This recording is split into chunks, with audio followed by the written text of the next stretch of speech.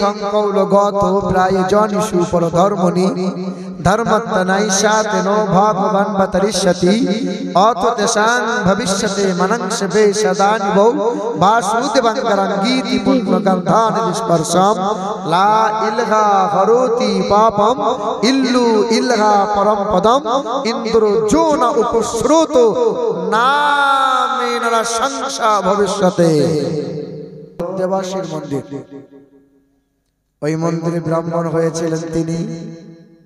Oxford বিশ্ববিদ্যালয় থেকে 12টা ভাষায় এমএ করা ব্যক্তি ছিলেন তিনি। তার নাম ছিল ডক্টর শিব শক্তি সরোজি। তার বাবার নাম ছিল মহন্তং প্রীতং দাসদাস, মায়ের নাম ছিল ভানুমতি কর, বিবির নাম ছিল শ্রদ্ধা দেবী। বিখ্যাত ব্রাহ্মণ ছিল। ওই মানুষটা কালেমা পড়েছিল আর কোরআনটা বুকে নিয়ে মন্দিরে দাঁড়িয়ে দাঁড়িয়ে উচ্চস্বরে বলেছিল, আশহাদু আল্লা ইলাহা ইল্লাল্লাহু ওয়া আশহাদু আন্না মুহাম্মাদান আবদুহু ওয়া রাসূলুহু। এই ব্রাহ্মণটাকে হিন্দু সমাজের মানুষেরা ভগবান বলে সম্মান করত। আপনি হিন্দুদের কোনো একটা ভালো কাজ করবেন, তা আপনাকে বলবে আপনি তো ভগবান। কোথায় ছিলেন বাবা, আপনি তো ভগবান। হিন্দুদের নিয়মই এটা। ওরা পেঁচাকে ভগবান বলে, তুলসী গাছকে ভগবান বলে, আর সৃষ্টিকে, অনেক সৃষ্টিকে ভগবান বলে। তো এই ব্রাহ্মণ মানুষটা, তিনি ডক্টরেট করেছেন, 12টা ভাষায় এমএ করেছেন, শিক্ষিত মানুষ, মূর্খ তো নয়। দিল্লির বিমানবন্দরে তিনি অপেক্ষায় ছিলেন ভক্তদের জন্য। হঠাৎ তিনি দেখছেন একটা বিমান থমকে গেল। বিমানের সিঁড়ি ধরে কিছু মানুষ আসছে। এই বামুনটা জিজ্ঞাসা করছে, বাবা আপনারা কারা? বলে আমরা মক্কা মদিনা থেকে আসছি, আমরা হাজী সাহেব, হজ করে আসছি। শুনছো নাজমুল? শুনছো? তোমার নাম নাজমুল না? হ্যাঁ। এ বাবাজিরা, ভাইরা আমার। ব্রাহ্মণ জিজ্ঞাসা করছে, আপনারা হাজী সাহেব? বলে হ্যাঁ। আপনাদের হাতে কি? বলে পানি।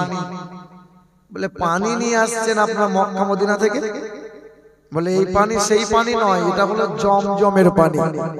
এটা যা বিশ্বের 1 নম্বর পানি হলো জমজম, বিশ্বের 1 নম্বর পাহাড় হলো সাফা মারওয়া, বিশ্বের 1 নম্বর শহর হলো মদিনাতুল মুনাওয়ারা, বিশ্বের 1 নম্বর পালওয়ান হলো মাওলাই আলী, তো বিশ্বের 1 নম্বর শহীদ হলো ইমামে হুসাইন রাদিয়াল্লাহু তাআলা আনহু। বিশ্বের 1 নম্বর বিশ্বাসী ব্যক্তি নবী ব্যতীত 1 নম্বর বিশ্বাসী হযরত আবু বকর সিদ্দিক রাদিয়াল্লাহু তাআলা আনহু। জি হ্যাঁ। তো হাজী সাহেবরা বলছেন জমজমের পানি সাধারণ পানি নয়, এই জমজমের পানি রেগুলার যদি কোনো মানুষ পান করে গ্যাস্ট্রিক আলসার হবে না। বললে পানিটা একটু দেওয়া যাবে? নেন। তো পানিটা নিয়ে দিল্লির বড় ল্যাবে গেলেন। ল্যাবে নিয়ে যাওয়ার পরে পরীক্ষা করলেন। তা পরীক্ষা করে তিনি দেখছেন, ডক্টররা বলছেন যে বিশ্বের মাটিতে অনেক পানি পরীক্ষা করলাম, কিন্তু এই পানির মতো পানি আমরা পাইনি, যে পানিতে বিন্দু মাত্র জীবাণু নাই। 10 বার পরীক্ষা করে একই সিগন্যাল, গ্রিন সিগন্যাল পেয়েছে। তখন এই ব্রাহ্মণ মানুষটা, যে মানুষটা ইসলামকে ঘৃণা করত, আজান হলে কানে আঙ্গুল দিত, কোরআনের নাম শুনতে চাইতো না, ইসলাম পছন্দই করতো না। দেখছো না, এই দেশের মাটিতে মন্দির আছে, গির্জা আছে, কারো কোনো অসুবিধা হয় না, কিন্তু মসজিদগুলো নিয়ে খুব চুলকানি হয়। এই দেশের মাটিতে কত পাঠশালা, ভার্সিটি, বিদ্যালয়, কলেজ আছে, কারো অসুবিধা নাই, কিন্তু ইসলামিক শিক্ষা প্রতিষ্ঠান, মাদ্রাসাগুলো নিয়ে খুব কুটকুটনি ধরছে। এই দেশের মাটিতে ন্যাংটা সাধু ঘুরে ঘুরে বেড়ায়, কারো কোনো অসুবিধা নাই, কিন্তু দাড়িওয়ালা টুপিওয়ালা গুলোকে দেখলে পরে খুব অ্যালার্জি। রামপুরহাটে বাসে বসে আছি, তো আমাকে সাধু বলছে, চাচা সরে বসে। না, আমি যদি চাচা হয় তো তুই আমার কি হবে? কি হয় বলো? বলো ভাইপো জায়গা নাই, সরা মতো বসার জায়গা নাই। যেই বলেছি ভাইপো মানে ভাতিজা, তখন মুখটা ছোট হয়ে গেছে। এ বাবাজির আমার, তো এই ব্রাহ্মণটা জীবন ভোর ইসলামকে ঘৃণা করলো, অথচ বিশ্বের মাটিতে, খাস করে ভারতের জমিনে আমরা, আমাদের বাপ দাদুরা, মুসলমানরা যে অবদান দিয়েছে, বিশ্বের কারো কোনো ক্ষমতা নাই সেই রকম দেওয়ার। লালকেল্লা দিয়েছে কারা? আমাদের বাপ দাদু মুসলমানরা। হুমায়ুন কেল্লা দিয়েছে কে? মুসলমান। আকবর কেল্লা দিয়েছে কারা? মুসলমান। তাজমহল দিয়েছে কারা? মুসলমান। কুতুব মিনার দিয়েছে কারে? মুসলমান। শহীদ মিনার দিয়েছে কারা? মুসলমান। জুমা মসজিদ দিয়েছে কে? মুসলমান। হাজি আলী দিয়েছে কে? মুসলমান। কলকাতার হাইকোর্ট দাঁড়িয়ে আছে আমাদের জায়গায়, 14 তলা নবান্ন দাঁড়িয়ে আছে আমাদের জায়গায়, মোহনবাগান আমাদের জায়গা, ইডেন গার্ডেন আমাদের জায়গা, নেতাজি ইন্ডোর স্টেডিয়ামটা আমাদের জায়গা, কলকাতা বিমানবন্দরটা আমাদের জায়গা, কলকাতা 382 বিঘা টালিগঞ্জ শহরটা আমাদের জায়গা। আমাদের নাই কি বাবারা ভাইরা? তো ইসলাম বিদ্বেষী এই মানুষটা কোরআন পড়তে শুরু করলো, ইংরেজি ভাষায় অনুবাদ কোরআন কিনলো। কোরআনটা পড়ার পরে 3 মাস পরে মন্দিরে দাঁড়িয়ে দাঁড়িয়ে হাজার হাজার ভক্তরা থালা নিয়ে বলছে, ব্রাহ্মণ বাবা আমাদের পুজোটা আগে করে দেন বাবা। তো বাবা তোমাদের কথা তো জীবনভর ঠাকুরকে বললাম, আজকে আমার কথাগুলো শোনো। তো ঢোলক বলছে ঢোল বাজাবো। বোঝায় তুই তো ঢোল বাজিয়ে গোলমালটা পাকিয়েছিস, ঢোল তুই বাজাবি না। তো ব্রাহ্মণ তখন মন্দিরে দাঁড়িয়ে দাঁড়িয়ে লম্বা একটা মন্ত্র শুনিয়েছিল, যে মন্ত্রটা লেখা আছে ভগবত পুরাণের 13 নম্বর শ্লোকে। বলা আছে ইথং কৌলগত প্রায় জনিষু পর ধর্মনি ধর্মত্তনাইশাতেনো ভগবান বতরিষ্যতি অততেশাং ভবিষ্যতে মনংশবে সদানিবৌ বাসুদেবঙ্করঙ্গীতি পুণ্যগন্ধান বিস্পর্শম লা ইলহা হরোতি পাপম ইল্লু ইলহা পরম পদম ইন্দ্র যোন উপশ্রুত নামেনরা সংসা ভবিষ্যতে। উনি বলেছিলেন এই পৃথিবীর মাটিতে বিশ্বের মহান নেতা, কল্যাণকর্তা, মহামানব নবী মুহাম্মদ রাসূলুল্লাহ সাল্লাল্লাহু আলাইহি ওয়াসাল্লাম। আজও ইংল্যান্ডের ব্রিটিশ মিউজিয়ামে লিখে রেখেছে তারা, খ্রিস্টান নাসারা যারা, সাদা পাথর কালে কালি দিয়ে লিখে রেখেছে as a leader, as a teacher, as a father, as a commander, as a love maker, Muhammad is the Superman of the world. বিশ্বের 1 নম্বর শিক্ষক, 1 নম্বর পিতা, 1 নম্বরের নেতা, মানব জাতির কল্যাণকর্তা। আব্রাহাম লিঙ্কনের নাম লেখা নাই, মহাবীরের নাম লেখা নাই, গুরু নানকের নাম লেখা নাই, শ্রী চৈতন্যের নাম লেখা নাই, লেনিনের নাম লেখা নাই, যিশুর নাম লেখা নাই। লেখা আছে কার নাম? জনাবে মুহাম্মদ রাসূলুল্লাহ সাল্লাল্লাহু তাআলা। জি হ্যাঁ, জর্জ বার্নার্ড শো বলেছিলেন যে I believe if a man like the great scientist or prophet সাল্লাল্লাহু আলাইহি ওয়াসাল্লাম, তিনি বলেছিলেন আমি বিশ্বাস করি যে নবী মুহাম্মদ সাল্লাল্লাহু আলাইহি ওয়াসাল্লাম হলেন বিশ্বের 1 নম্বরের মহাবৈজ্ঞানিক। বিশ্বাস হয় নবী মহাবৈজ্ঞানিক? বিশ্বাস হয়? নবী বলেছেন তোমরা বাম কাত হয়ে শুইও না। কোন কাত হয়ে শোবে? কেন শোয়া? বলে বাম দিকে হার্ট আছে, পৃথিবীর বিজ্ঞান বলছে বাম দিকে হার্ট আছে, ডান দিকে কোনো মানুষ শোয়ার যদি অভ্যস্ত করে ওই মানুষ হার্ট অ্যাটাক থেকে রেহাই পেয়ে যায়। নবী বলেছেন পুরুষ মানুষ গিরার উপরে কাপড় পরিধান করবে। কেন কেন কেন? যদি কোনো মানুষ মস্তানি করতে গিয়ে ওই প্যান্টটা লুঙ্গিটা ছেঁচড়ে ছেঁচড়ে পোশাক ব্যবহার করে জানবে অতি অল্প দিনে যৌবন হারাবে। বুঝতে পারছেন? পুরুষ মানুষের জন্য সূর্যের আলো প্রয়োজন হয়। সূর্যের আলোতে এই জায়গা যত পড়ে তত হরমোন ক্ষমতা বাড়ে, জৈব শক্তিকে বাড়িয়ে তোলে। আর মহিলাদের জন্য সূর্যের আলো লাগে না, মহিলাদের সোনা ব্যবহার করবে। সোনার কারণে যে পরিমাণে প্রোটিন ভিটামিন সূর্যের আলোতে পেয়েছিল, সোনা নামক ধাতুতে মহিলাদের সেই অভাবকে পূরণ করে দেয়। এটা কার কথা? নবী মুহাম্মদ সাল্লাল্লাহু। অহরহ বিজ্ঞানসম্মত আলোচনা আছে, শর্টকাট শোনো। তো তিনি তখন ব্রাহ্মণ হয়ে মন্দিরে দাঁড়িয়ে দাঁড়িয়ে বলছেন যে নবী মুহাম্মদ রাসূলুল্লাহর মতো মহামানব পৃথিবীতে নাই, যারা নাম বেদে, পুরাণে, রামায়ণে, গীতায়, সর্ব জায়গায়। তাই তো আমি মন্দিরে দাঁড়িয়ে হাজার জনতার সামনে পড়ে নিলাম আশহাদু আল্লা ইলাহা ইল্লাল্লাহ ওয়া আশহাদু আন্না মুহাম্মাদুর রাসূলুল্লাহ। যেখানে কালেমা পড়ে নিল, কোরআনটা বুকে তুলে নিল, গলার পৈতাটা হাতে তুলে দিল। তোমাদের পইতে তোমরা রাখো। পইতে খুলে দেওয়ার পরে হাজার হাজার জনতার হাতে যা ছিল আঘাত করেছিল, রক্ত মাখা চেহারা নিয়ে কোরআনটা আলোক করে ধরে গোটা শরীর রক্তে রঞ্জিত হয়ে বাড়ি দরজার সামনে দাঁড়িয়েছিল। ছুটি এসে বাবা দরজা খুলে বলেছিল, খোকা ডক্টরেট করালাম, 12টা ভাষায় এমএ করালাম, কোনোদিন রক্ত মাখা চেহারা নিয়ে আমার সামনে তো দাঁড়াও নাই, কি এমন হলো? সেদিন ডক্টর শিব শক্তি সরোজজি বিখ্যাত বামুনটা বলেছিল, নবীর সাহাবী হলো তারা নিজে রক্ত আর জীবন দিয়ে নবীকে মহব্বত করে দেখিয়ে দিয়েছে যারা। নবীজির সাহাবী হলো তারা সবচেয়ে বেশি নবীকে মহব্বত করেছে যারা। নবীজির সাহাবী হলো তারা আকাশের উজ্জ্বল নক্ষত্রের ন্যায় যারা।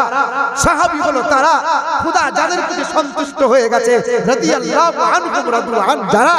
নবীর সাহাবা হলো তারা ওয়াসাবিকুনাল আউয়ালুন মিনাল মুহাজিরিন ওয়াল আনসার, হিজরত করেছে যারা, নুসরত করেছে যারা, আর জান্নাতের সুসংবাদ পেয়েছে যারা। সাহাবী হলো তারা। বাবা আমি কালেমা পড়ে ইমানের ছায়াতলে জায়গা করে নিয়েছি, তুমি কি বলছো বলো? সেদিন কোরআন বুকে আঁকড়ে ধরে কলমা পড়েছে। ছুটে এসে বাবা ছেলেকে বলেছিল, খোকা আমিও কলমা পড়ে নেব। মা পড়েছে, বিবি পড়েছে, কন্যা পড়েছে, সবাই যখন কালেমা পড়ে নিল, কোরআনটা বুকে তুলে নিল, এলাকা থেকে মানুষ তাড়িয়ে দিল। একমাত্র সম্বল ছিল কোরআন। কোরআন পড়ে এক একটা বিখ্যাত বিখ্যাত বামুন ছিল তারা আল্লাহর ওলি বান্দা হয়ে গেছে। বলার বক্তব্য এটা, আমাদের গ্রামের মাদ্রাসা, এই গ্রামে টাকা দেবো, চাল লাগলে চাল দেবো, ছেলে দেবো না। ছেলে তো বাইরে কার পড়বে, আমার ছেলে এগুলো তো হবে, আমার ছেলে পাটা হবে, পাটা। লাজ লজ্জা শরম নাই। গ্রামে মাদ্রাসা মা কম সম না, না তোমার ছেলেকে মৌলবি করতে বলি নাই, আমি তোমার ছেলেকে হাফেজ হতে বলি নাই, কম সম এটা বলেছি তোমার ছেলে ডাক্তার হোক, তোমার ছেলে প্রফেসর হোক, কিন্তু তোমার ছেলে যেন জানোয়ার না হয়। কথা বুঝতে পারছেন? এ বাবাজি আমার সোনার টুকরো বন্ধুরা, আমার সুধী মানুষেরা, আমার মা বোনেরা, ভাইরা, আপনার ছেলে মাস্টার হোক দোয়া করি। এখন মুসলমানদের মাস্টার পাওয়া যায় না, মুসলমানদের ডাক্তার পাওয়া যায় না, আদালতে গেলে মুসলমানদের উকিল পাওয়া যায় না। দরকার আছে হোক, হুজুর হওয়া লাগবে না। এত পরিমাণে হুজুর হয়ে গেছে, হুজুরের দরকার নাই। শুধু এতটুকু বলেছি, আপনার ছেলে যেন পাক না পাক চিনতে পারে, বৈধ অবৈধ জানতে পারে, হারাম হালালটা বুঝতে পারে। এ বাবা আপনারা তো আলেমদের ভালোবাসেন। ছোট শেষের বেলায় দুটো প্রশ্ন করি, শুয়োর খাওয়া কি হারাম? শুয়োরটা মরে গেছে, দিয়ে ওই মাছতলায় ফেলে দিয়েছে, আর আপনারই বাড়ির মুরগিগুলো সব শুয়োরের মাংসগুলো খেয়ে মুরগিগুলো একটু হুষ্ট পুষ্ট হয়েছে।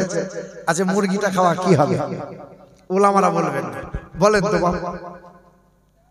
আপনার হারাম হালাল, আপনারই মুরগিটা ওই শুয়োরটা খেয়ে। আচ্ছা কঠিন হয়ে গেল।